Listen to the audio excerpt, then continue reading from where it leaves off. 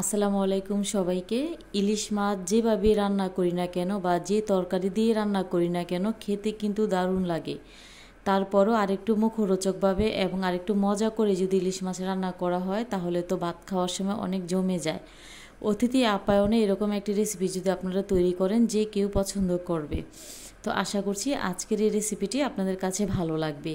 তো এখানে 2 টেবিল চামচ নিয়েছি সরিষা এবং সরিষার সাথে দিয়েছি কিছু কাঁচা মরিচ আর ব্লেন্ডারের সাথে দিয়ে দিলাম পানি।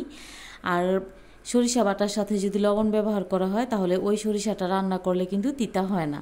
তাই এখানে দিয়েছি কিছু পরিমাণে লবণটা দিয়ে একটু ভালো করে ব্লেন্ড করে নিয়েছি। আর ব্লেন্ড করে নেওয়ার পর কিন্তু আমি ছাঁকনির সাহায্যে পুরো পানিটা ভালো করে ছেঁকে নেব। তো ব্লেন্ডারের জারটা ধুয়ে আর একটু পানি দিয়েছি, আর পানি দেওয়ার পর একটি পেচুলারের সাহায্যে আমি খুব ভালোভাবে এই সরিষা বাটাটা ছেঁকে নেব।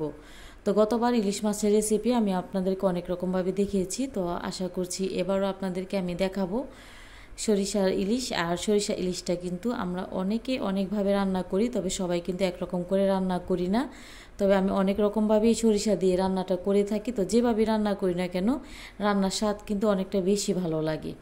তো এখানে সবগুলি ছেঁকে নিয়েছি, আর ছেঁকে নেওয়ার পর এখানে দিয়ে দিয়েছি হলুদের গুঁড়া এবং দিয়ে দিব মরিচের গুঁড়া। এখানে আমি স্বাদ মতো দিয়ে দিব লবণ, যেহেতু লবণটা আমি আগেও ব্যবহার করেছি তো ওইটা বুঝে শুনে এখানে আমি লবণ ব্যবহার করেছি। তো এখানে সামান্য পরিমাণে দিয়ে দিয়েছি আদা রসুন বাটা। তো আপনাদের মনে প্রশ্ন জাগতে পারে যে ইলিশ মাছের রান্নায় কিন্তু আদা রসুন বাটা হয় না, কিন্তু আমি প্রতিটা তরকারিতে আদা রসুন বাটাটা ব্যবহার করি, তাই এখানেও আদা রসুন বাটাটা ব্যবহার করেছি। আপনারা চাইলে আদা রসুন বাটাটা স্কিপ করতে পারেন। তো এখানে মাছগুলোকে দিয়ে সবগুলো উপকরণ একটু নাড়াচাড়া করে মিশিয়ে নিব। আর মিশিয়ে নেওয়ার পর এই মাছগুলোকে আমি এই সরিষা বাটার মধ্যে রেস্টে রেখে দেবো 10 মিনিটের জন্য। তো ফিরে এলাম এখানে 10 মিনিট পর। প্যানে দিয়েছি পরিমাণ মতো এখানে রেগুলার রান্নার তেল, আর এখানে দিয়ে দেবো কিছুটা পেঁয়াজ কুচি। আর পেঁয়াজ কুচিটা দেওয়ার পর এখানে একটি শুকনো মরিচ আমি 2 টুকরো করে ভেঙে দেব। আর ভেঙে দেওয়ার পর পেঁয়াজ এবং মরিচটা আমি একটু ভালো করে ভেজে নেব, আর এটাকে হালকা বাদামি কালার করে ভাজবো।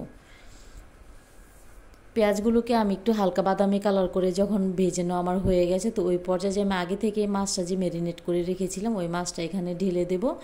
আর যে পাত্রে আমি মাছটা সেট করেছিলাম ওই পাত্রটা ধুয়ে সামান্য একটু পানি দিয়ে দেব। আর পানি দেওয়ার পর একটু আলতো হাতে নাড়াচাড়া করে নেব। আর নাড়াচাড়া করার পর ঢাকনা দিয়ে ঢেকে দেব। ঢাকনা দিয়ে ঢেকে বলক আসা পর্যন্ত অপেক্ষা করব। তো কিছুক্ষণ বলক আসার পর তারপর আমি ঢাকনাটা তুলে নিচ্ছি, আর ঢাকনাটা তুলে একটু নাড়াচাড়া করে নেব।